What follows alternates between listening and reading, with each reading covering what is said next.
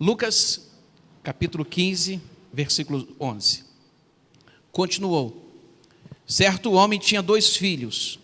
O mais moço deles disse ao pai: Pai, dá-me a parte dos bens que me cabe.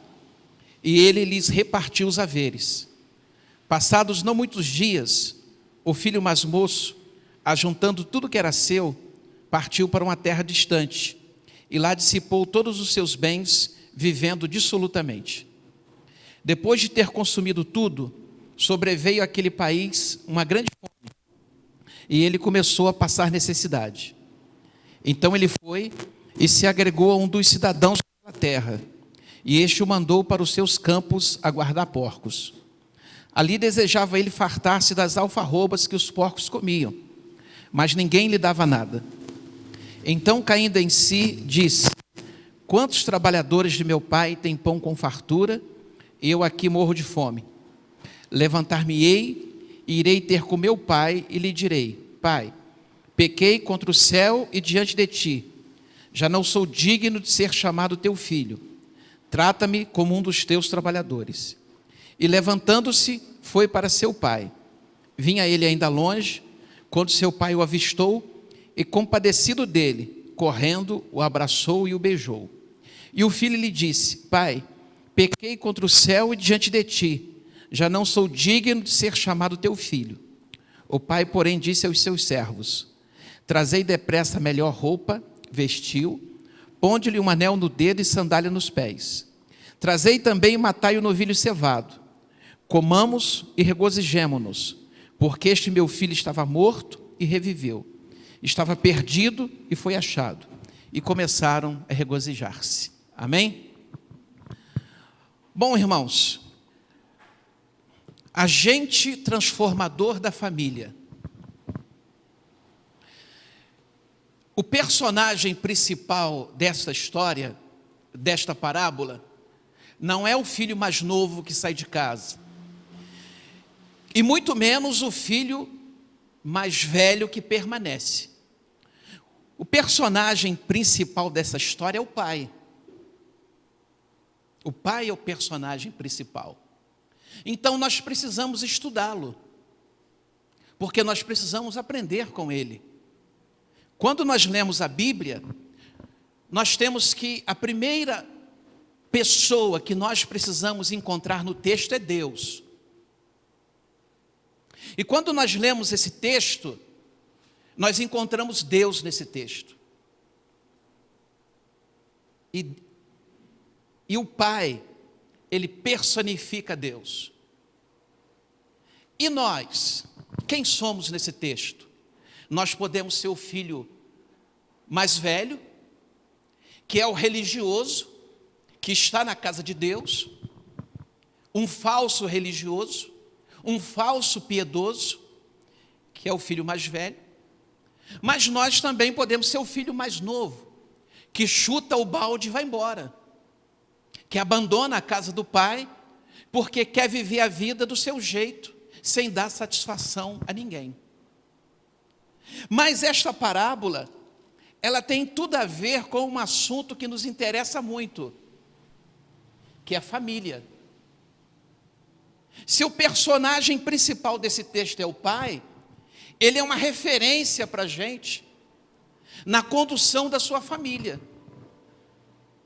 E quando nós queremos construir um projeto de família, quando nós queremos construir uma família abençoada, nós temos que olhar para a vida desse homem e tê-lo como a nossa referência. E se eu e você queremos fazer a diferença, sendo um instrumento de transformação, de restauração e de manutenção da nossa casa, a gente precisa olhar para esse pai. Nós precisamos nos espelhar a vida desse pai. Porque esse pai, ele faz toda a diferença na sua casa. Porque se não é esse pai, essa casa desmorona. Se não é esse pai, essa família cessa, se acaba. Observa que tem um filho mais velho em casa, que é um rebelde silencioso. E do outro lado, Tem um filho que é um rebelde declarado, que declara a sua rebeldia, a sua revolta e vai embora. E quando a gente olha para esta família, num primeiro momento a gente vai pensar, acabou. Não, não acabou. Há esperança. Porque tem uma pessoa ali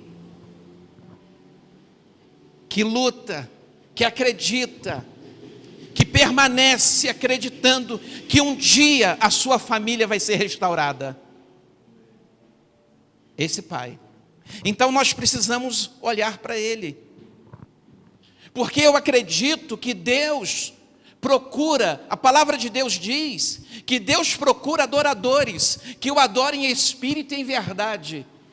Mas nessa sociedade que nós vivemos, uma sociedade anticristã, uma sociedade antifamília, que trabalha para a destruição, que trabalha para a desconstrução da família, eu acredito que Deus está procurando pessoas que são agentes transformadores da sua família. E esse pai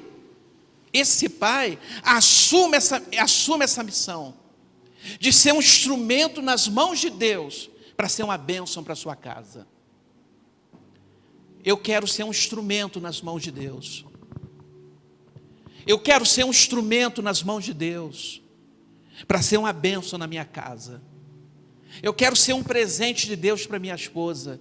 Eu quero ser um presente de Deus para Mateus e Nicolas, que são nossos filhos. Eu quero ser esse instrumento nas mãos de Deus. O homem, ele não é o produto do meio, mas o meio, ele é um produto do homem.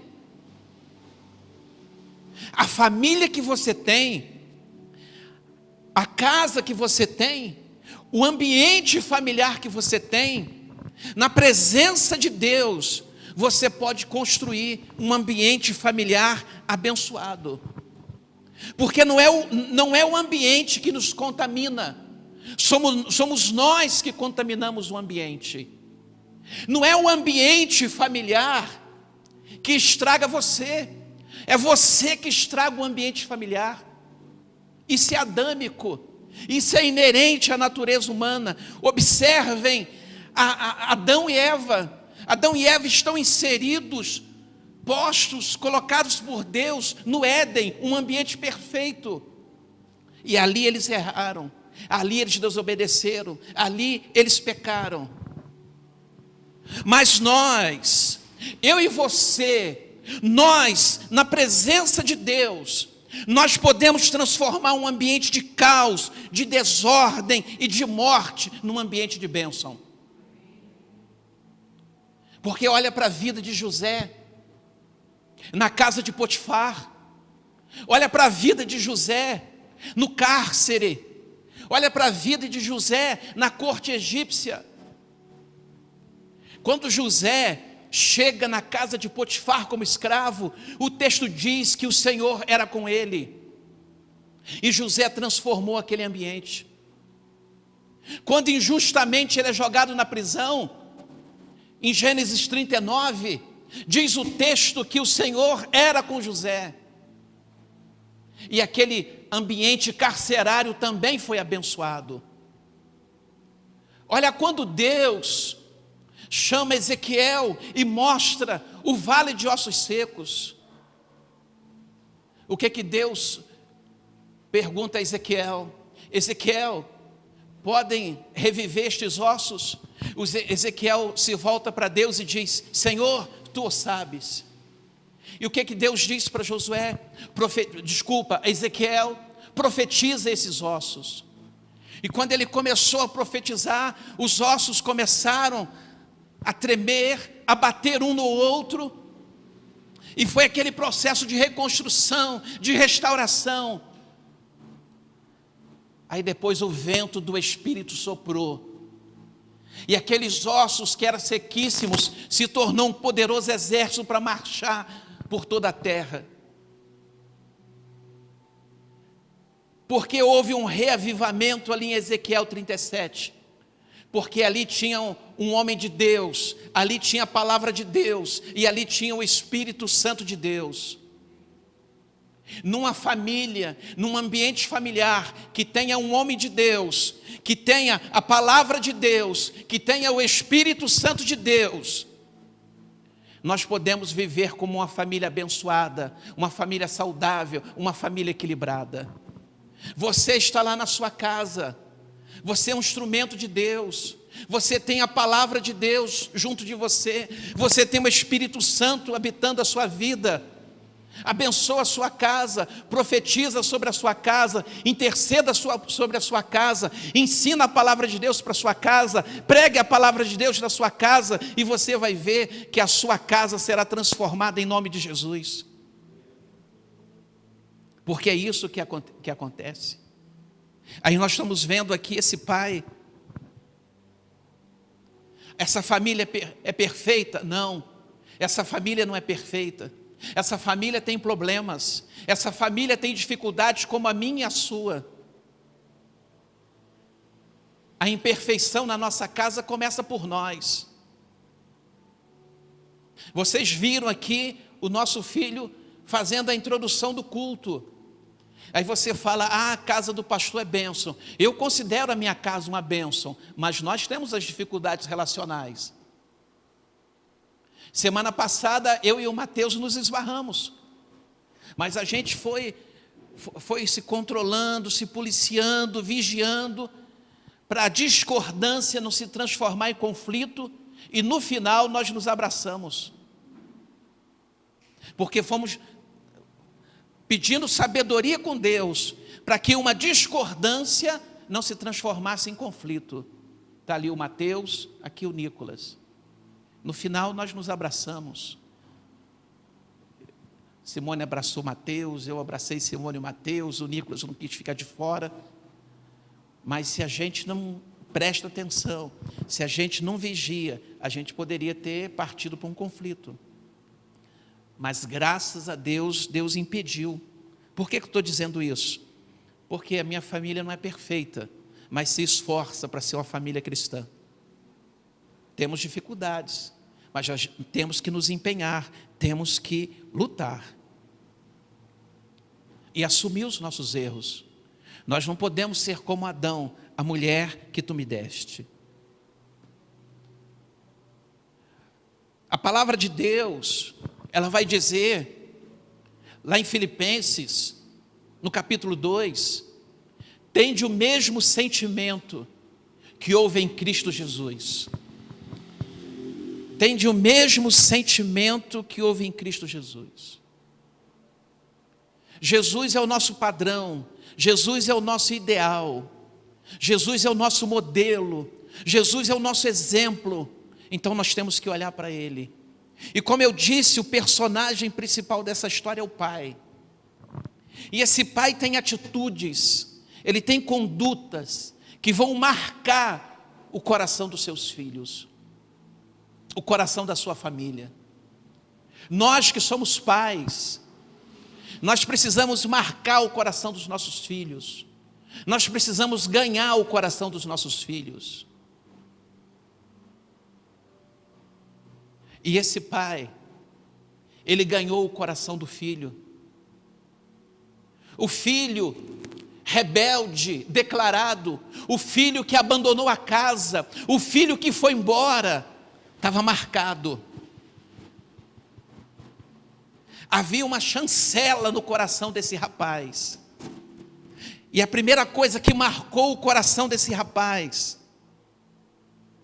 a primeira chancela no coração desse rapaz, foi a bondade do pai, a generosidade do pai, porque no versículo 17, então, caindo em si, disse: quantos trabalhadores de meu pai têm pão com fartura, e eu aqui morro de fome. Não são as nossas palavras, não são as nossas cobranças, é o nosso exemplo, é a nossa vida, porque a nossa vida, ela fala mais alto que as nossas palavras, amém? Eu vou presumir, quem sabe esse pai, quando ele divide a herança, Ele não fez um apelo emocionado para esse filho não partir. Estou presumindo. E talvez esse apelo não foi ouvido, não foi obedecido. Muitas das vezes, a gente tem a impressão que os nossos filhos não estão nos ouvindo, não estão nos obedecendo. Mas as nossas atitudes, as nossas ações, o nosso comportamento precisa falar mais alto que as nossas palavras. Quantos trabalhadores de meu pai têm pão com fartura, eu aqui morro de fome. Ele conviveu com o pai, e ele pôde observar, ele pôde notar, ver a bondade do pai, a forma como o pai tratava os empregados. Ele disse: olha, o meu pai, ele é generoso. O que é uma pessoa generosa? É aquela pessoa que divide o pão, que partilha o pão. Lembram da oração do Pai Nosso? O pão é nosso. O filho olhou para esse pai e ele percebeu que o pai não é egoísta, o pai é generoso. Porque o pai dá o salário para o trabalhador, mas dá mais do que o salário. O pai dá alimento, o pai dá pão, o pai divide, o pai compartilha, o pai partilha, e isso marcou o coração dele. E quando ele estava distante, foi isso que ele se lembrou, da bondade, da generosidade do pai. O meu pai, ele se preocupa com o bem-estar dos seus empregados. O meu pai é bom, o meu pai é generoso, o meu pai é justo, o meu pai é gracioso. E eu abandonei tudo isso, eu preciso voltar para casa. Ganhou o coração do filho, amém? Marcou o coração do filho, chancelou o coração do filho.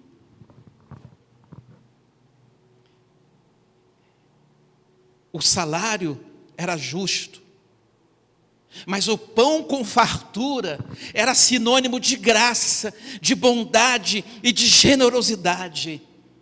O meu pai trata as pessoas melhor do que elas merecem. Olha que exemplo. Amém, igreja? O cristianismo não começa aqui, igreja.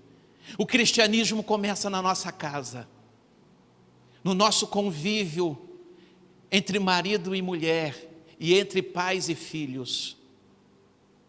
É na nossa casa que a nossa fé é provada e aprovada. E esse pai foi aprovado por um filho rebelde. Porque o filho que permaneceu em casa não conhecia o pai. Porque no versículo à frente, o pai diz o texto, que o pai fala para ele, no versículo 31, meu filho, tu estás sempre comigo, tudo que é meu é teu. Ele não conhecia o pai, apesar de estar próximo do pai. Mas aquele filho que foi embora, tinha o coração marcado. Aí ele chega à seguinte conclusão: eu sou filho, estou aqui morrendo de fome. Eu vou voltar para casa. Amém? Que eu e você, que somos pais, que vocês que estão aqui que são mães, que vocês que estão aqui, que a palavra de Deus fala com todos, que serão futuros pais, futuras mães. Você pode falar, mas pastor, eu sou um jovem, mas a palavra de Deus fala com você. Por que fala com você? Porque quando você tiver a sua família, você tem a chance de construir uma história familiar diferente da história da sua família. Porque talvez você olhe para a sua casa hoje e vai dizer, mas pastor, a minha casa não é assim. Mas Deus nessa noite está falando contigo, para quando você ter a sua família, você construir uma história melhor e diferente da casa do seu pai, amém? porque o modelo, o exemplo é Cristo. Outra coisa que marca o coração desse menino, desse jovem, desse filho, é o versículo 20. Porque no versículo 20 ele diz: e levantando-se foi para o seu pai. Vinha ele ainda longe, quando seu pai o avistou, e compadecido dele, correndo, o abraçou e o beijou. Nós não sabemos quanto tempo esse menino ficou longe, esse filho ficou longe de casa. Nós não sabemos quanto tempo. E não podemos aqui presumir, imaginar quanto tempo. Mas a porta da reconciliação sempre ficou aberta. A nossa casa tem conflito. Mas em meio aos conflitos, entre você e sua esposa, entre você e seu marido, entre você e seu filho, entre você e sua mãe, a porta da reconciliação sempre tem que estar aberta, amém? Olha a atitude do pai. Vinha ele ainda longe quando seu pai o avistou. O pai estava olhando lá longe, lá no horizonte, e compadecido dele, correu, abraçou e beijou. Eu quero me reconciliar com você, meu filho. Eu quero dar e pedir perdão para você, meu filho. Eu errei com você, meu filho. Lembro de Abraão e Ló. Não haja contenda entre mim e ti, porque somos parentes chegados. Lembram de Jacó e Esaú? Gênesis capítulo 33, versículo 4. 20 anos de inimizade entre dois irmãos. 20 anos. Quando Jacó parte de casa, em Gênesis no capítulo 27, Esaú tinha ódio de morte contra Jacó, porque Esaú planejava matá-lo após a morte do seu pai Isaque. Depois de 20 anos, eles se reconciliam, eles se abraçam, eles se beijam e eles choram junto. A porta da reconciliação ficou aberta. Nunca diga nunca mais. Não diga para mim acabou. Não diga para o seu pai, você não é mais o meu pai. Não diga, nessa casa eu não entro mais. Não diga isso. Esteja sempre aberto à reconciliação. Não feche a porta da reconciliação. Agora esse versículo 20. Eu vou tomar esse versículo 20 para falar de amor. Porque amor na Bíblia não é subjetivo. Em lugar nenhum na Bíblia ele é subjetivo. Amor na Bíblia é objetivo. Amor na Bíblia é prático. Vou exemplificar. 1 João, capítulo 3, versículo 18. João escreve assim: filhinhos, não amemos de palavra nem de língua, mas de fato e de verdade. Observem 1 Coríntios 13, o capítulo do amor. Um capítulo inteiro falando do amor.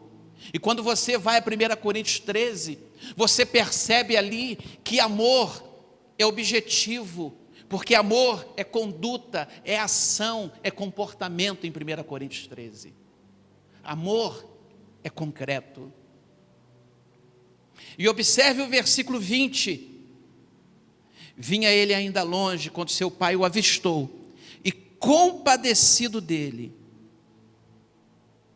O que é compadecer-se? Compadecer-se não é sentir dó, compadecer não é sentir pena, compadecer é se colocar no lugar do outro e sentir a dor do outro. É isso que Jesus faz conosco. Jesus, Ele se compadece de nós, porque Jesus, Ele se coloca no nosso lugar, e Ele sente a nossa dor. Então a gente precisa aprender a compadecermos dos nossos. A gente precisa aprender a se colocar no lugar da nossa esposa, do marido, do filho, do pai, e tentar entender um pouco a dor dele, um pouco a dor dela. E esse pai, ele se compadece do seu filho. Ele procura compreender o que o seu filho está vivendo. Não deixe faltar compaixão na sua casa. Não deixe faltar compreensão na sua casa. Não deixe faltar tolerância na sua casa. Não deixe. Porque o amor vai produzir essas coisas, amém? O amor vai produzir essas coisas. O que adianta a gente estar aqui fazendo coisas para Deus se a nossa casa estiver quebrada? Vamos procurar ser um agente transformador, um instrumento transformador da nossa casa, como foi esse pai. Tem gente fazendo muito para Deus e perdendo a sua família, e perdendo a sua casa. Tem gente falando de amor em cima dos púlpitos, mas não vive o amor dentro do seu lar. Tem gente falando de compreensão, de tolerância nos púlpitos de igreja, mas não vive isso dentro de casa. Fala de paciência, mas não vive paciência. Fala de carinho, mas não vive carinho. É educado na rua com os outros, mas não trata os seus com educação. Trata o colega de trabalho com paciência, mas não trata os membros da família com paciência. Às vezes nós somos aprovados na sociedade e reprovados na nossa casa. Está errado. A aprovação começa lá. O mais importante é lá. Mas olha o amor demonstrado. Olha o amor demonstrado. Versículo 20. Correu, abraçou e beijou. Afeto. Afeto. Carinho. Olha que coisa, olha, é lindo isso aqui, Luzilaine. Olha o versículo 20. Correndo. É um pai que corre na direção do filho, amém? É um pai que corre na direção do filho.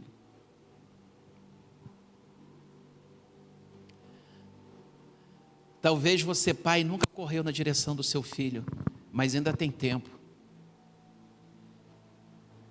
Eu tive o privilégio, e tenho ainda, e você que tem filho pequeno, não perca isso. Você que tem filho pequeno, não perca essa oportunidade. Porque depois que cresce, a gente só carrega a saudade no coração. Eu tive o privilégio de conviver com Mateus e Nicolas pequenininho. Eu levava o Mateus aqui para o aterro do ginásio poliesportivo, para o Mateus ficar pulando na terra, e voltava para casa cheio de terra. abraçava, corria, pulava, convivia com o Nicolas também. Hoje estão grandes, mas abraço os meus filhos. Só fico meio assim quando me chamam de velho. Mas olha outro gesto. Versículo 20, o pai que abraça. Olha, nós estamos numa sociedade complicada, difícil. Aqui nós temos um pai que corre na direção do filho. Aqui nós temos um pai que abraça o filho. Aqui nós temos um pai que beija o filho.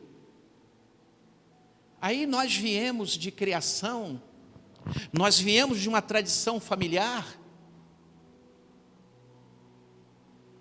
que pai está lá e filho está cá. É ou não é verdade? É ou não é verdade? Mas acontece que agora nós somos cristãos. E nós não podemos deixar que a nossa tradição familiar venha invalidar a palavra de Deus. Nós precisamos pedir ao Senhor Jesus que nos ajude a quebrar essa tradição familiar. Que eu abraçar os meus filhos, beijar os meus filhos, brincar com os meus filhos, eu não vou perder o respeito deles, eu não vou perder a autoridade que eu tenho sobre eles. Pelo contrário, eu estou ganhando o coração deles, amém? Eu estou marcando o coração deles. Tem tanta coisa aí fora para ganhar o coração dos nossos filhos, para seduzir os nossos filhos, para atrair os nossos filhos, não é verdade? Aí a gente vem para essa sociedade que o pai, né? Eu vim de uma família assim, que quando chegava visita na minha casa, a gente não podia nem se aproximar da sala, que quando colocava comida na mesa, era o meu pai e a visita que comia primeiro, e a gente ia comer depois que o pai e a visita comessem.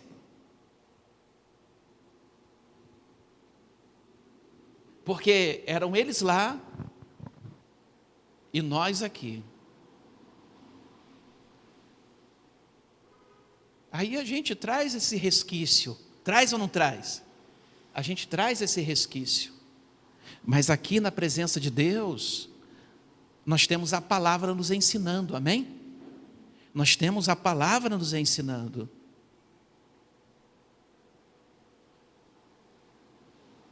Aqui tem um gesto, versículo 20, de saudade.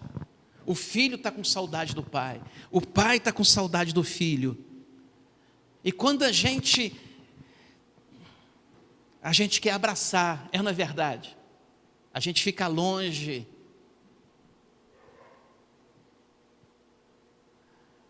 Está fazendo agora 3 anos que a minha mãe partiu. Fará 3 anos agora em março que a minha mãe partiu. Eu tenho uma saudade muito grande da minha mãe. Eu queria poder abraçá-la. Mas como o Mateus falou na introdução do culto, ela não vem a mim, mas eu irei a ela.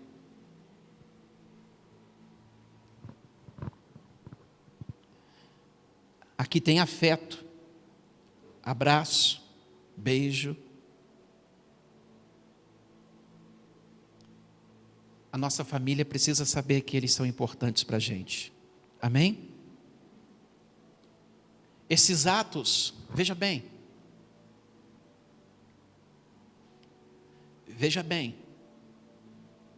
atos, ações, falam.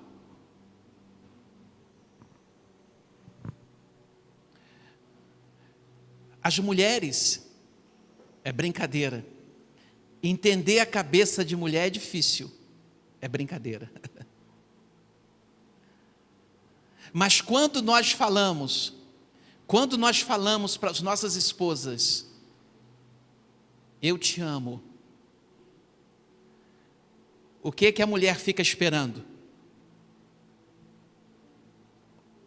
Uma atitude que comprove a palavra. Amém? Quando nós falamos, quando o marido fala para a mulher, eu te amo, cria uma expectativa no coração da mulher, que o marido vai ter uma atitude que prove as palavras. Olha a sabedoria desse pai. A corrida, o abraço e o beijo é o ato, é a comprovação, é o fato.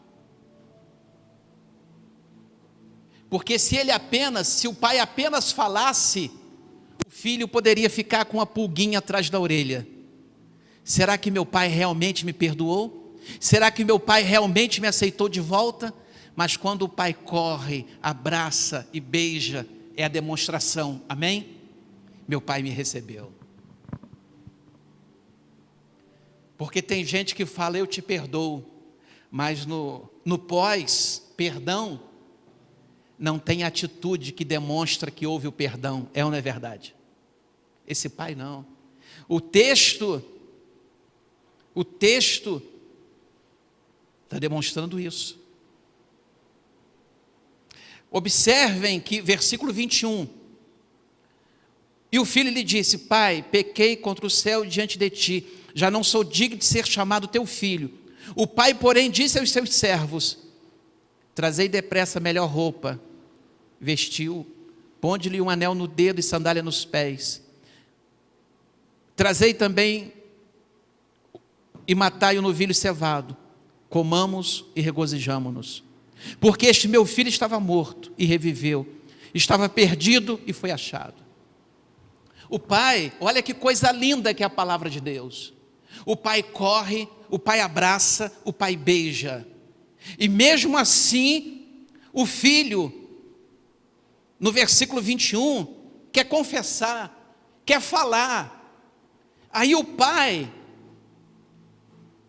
na sabedoria, na sensibilidade, bom, eu já dei demonstração de perdão, de reconciliação, de aceitá-lo de volta, mas ele ainda não sentiu esse amor, ele ainda não sentiu essa reconciliação.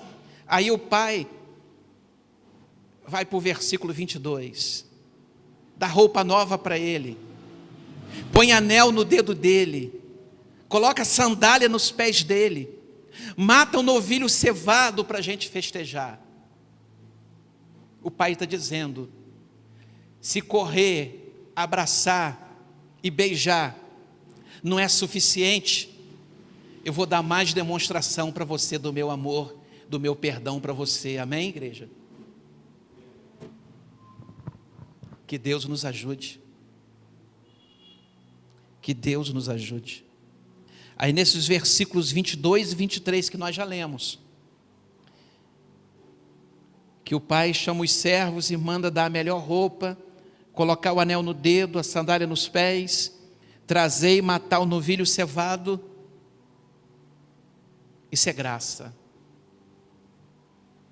Alguns comentaristas da Bíblia dizem que em nenhuma parábola de Jesus há uma demonstração de graça tão grande como nesse texto. Do começo ao fim desta parábola, a graça de Deus está sendo derramada. E aqui, o que é graça? Graça é favor imerecido. Ele está dando festa para um filho que está voltando para casa. Ele está dando algo de valor para uma pessoa que aos olhos humanos não mereciam receber esses presentes. É ou não é verdade? Compaixão, restauração. Anel. Anel fala de quê? De união. Anel fala de união. A nossa união está sendo restaurada.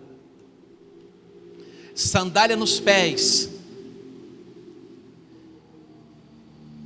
é para filho, porque escravo andava descalço. Você é meu filho.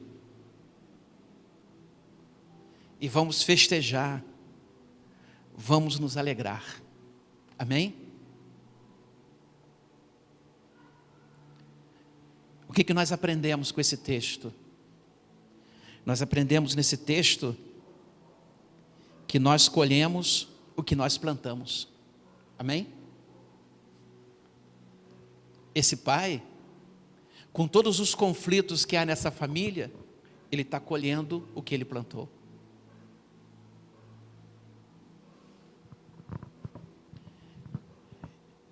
Eu acredito que se Deus me der a oportunidade, eu já vejo os meus filhos ajudando aqui na igreja, mas eu acredito que os meus filhos serão trabalhadores na seara do Senhor, porque é para isso que eu estou trabalhando. Nós refletimos nas nossas casas o que nós somos. Eu aqui de cima desse púlpito, eu posso ser um personagem.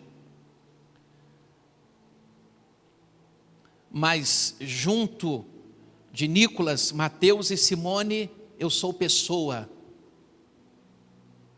Na nossa casa, eu sou verdadeiramente quem eu sou. Porque de cima de um púlpito fica fácil criar um personagem. No local de trabalho fica fácil criar um personagem. Mas quem me conhece bem, Simone, Mateus e Nicolas. Porque na nossa casa, nós somos o que somos. E nós precisamos buscar inspiração na vida desse pai. Amém? Meu pai é generoso. Meu pai é bondoso. Pai precisa ser exemplo para filho.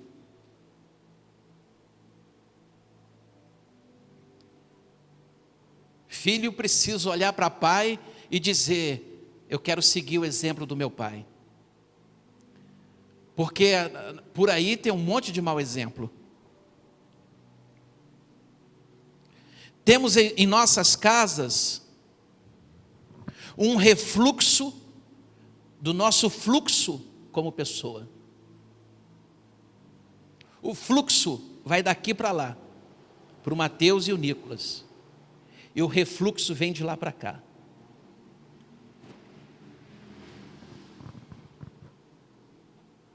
E eu quero terminar. Alguém conhece aqui a história da Casa dos Mil Espelhos? Quem conhece a história aqui da Casa dos Mil Espelhos? Vou ler a história para vocês. É pequena. Em um distante e pequeno vilarejo, havia um lugar conhecido como a Casa dos Mil Espelhos. Um pequeno e feliz cãozinho soube deste lugar e decidiu visitá-lo. Lá chegando, saltitou feliz, escada acima, até a entrada da casa. Olhou através da porta de entrada com suas orelhinhas bem levantadas e a cauda balançando tão rapidamente quanto podia.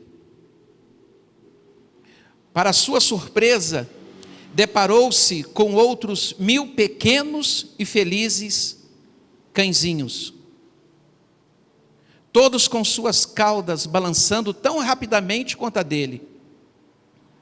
O cãozinho abriu um enorme sorriso e foi correspondido com 1000 enormes sorrisos. Quando saiu da casa, pensou: que lugar maravilhoso. Voltarei aqui um montão de vezes. Contudo, neste mesmo vilarejo, um outro pequeno cãozinho, que não era tão feliz quanto o primeiro, decidiu visitar a casa. Escalou lentamente as escadas e olhou através da porta. Quando viu 1000 olhares hostis de cães que olhavam fixamente, rosnou e mostrou seus dentes, e ficou horrorizado ao ver 1000 cães rosnando e mostrando os dentes para ele. Quando saiu, ele pensou: que lugar horrível, nunca mais volto aqui. É para pensar, não é? As coisas ao nosso redor são um reflexo do nosso estado. Lição da história da casa dos 1000 espelhos. As coisas ao nosso redor são um reflexo do nosso estado. As reações das pessoas conosco mostram como nós somos. Minhas condutas refletem nas pessoas. Lembram do fluxo, refluxo? O que sou me acompanha aonde eu vou. Amém? O que sou me acompanha aonde eu vou. Por isso não adianta você mudar de lugar. Você precisa mudar a si mesmo. E nós não temos condições de mudar a nós mesmos. Mas o Espírito Santo de Deus pode transformar as nossas vidas. A última frase. O que sou me acompanha aonde eu vou. Aquilo que você é, você será aqui e nos Estados Unidos, aqui e no Japão. Que Deus nos ajude para que a gente seja bênção na nossa casa. Que a nossa casa seja um lugar melhor a partir de nós. A frase do Gandhi: eu quero ser a mudança que eu desejo para o mundo. E eu quero tomar esta frase emprestada. Eu quero ser a mudança que eu desejo para minha casa, para minha família. Se eu quero que os meus filhos sejam cristãos, eu preciso ser cristão dentro da minha casa. Se eu quero que os meus filhos aprendam a amar, eu preciso começar a amar lá na minha casa. Se eu quero que os meus filhos sejam tolerantes, pacientes, eu preciso começar a ser tolerante e paciente lá na minha casa. Se eu quero que eles sejam verdadeiros e honestos, eu preciso começar a ser verdadeiro e honesto lá na minha casa. Se eu quero que eles falem a verdade, eu quero começar a falar a verdade.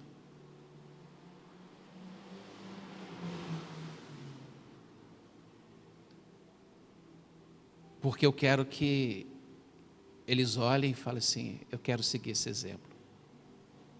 Que você seja uma bênção para a sua família, como esse pai foi uma bênção para a sua casa. Amém? Esse pai foi uma bênção para a sua casa. E eu creio que você quer ser uma bênção para a sua casa. Seja uma bênção para a sua casa. Ah, pastor, mas os meus filhos são grandes. Os meus filhos não me ouvirão, não estão mais comigo, já partiram. Vá até eles. E se você acha que errou com eles de alguma forma, chega para eles e fala: olha, eu quero pedir perdão a vocês pelos erros que eu cometi. E a partir de hoje, eu quero que você olhe para a minha vida, porque eu quero ser um exemplo de Deus para a sua vida. Amém? Que Deus possa abençoar você. Agradecemos por assistir aos nossos vídeos. Deixe seu like, compartilhe os nossos vídeos e se inscreva no nosso canal. Se desejar, deixe seu comentário. Se você acredita em nós, no nosso projeto e desejar contribuir para a manutenção e aprimoramento do canal, temos uma chave Pix para uma contribuição totalmente voluntária. Muito obrigado por sua visita ao nosso canal e nos conhecer. Esperamos nos encontrar sempre. Desejamos que você seja grandemente edificado e enriquecido. Abraços fraternos. Deus o abençoe.